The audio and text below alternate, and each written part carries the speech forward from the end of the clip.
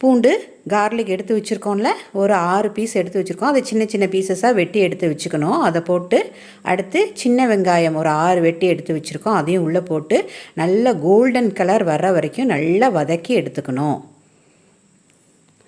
So அடுப்பை of பண்ணிவிட்டு நம்ம காஞ்ச மிளகாய் எடுத்து வச்சுருக்கோம்ல 5, அதை உள்ளே போடணும்.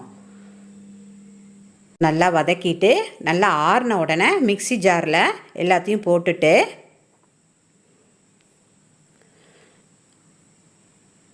கொஞ்சம் உப்பு ஆட் பண்ணணும். தேவையான அளவு ஒரு 1/2 ஸ்பூன் உப்பு ஆட் பண்ணிவிட்டு வெல்லம் ஜாகரி வந்து ஒரு ஸ்பூன் நல்லா போட்டு உள்ளே போட்டு 1-2 அரைச்சி எடுத்து வச்சுக்கணும். அது எப்படி வருதுன்னு பார்ப்போம். இது போல் அரைச்சி எடுத்து வச்சுக்கணும்.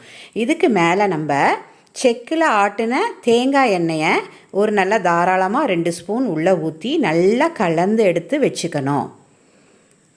ஸோ இப்போ அடுத்து தாளிப்பு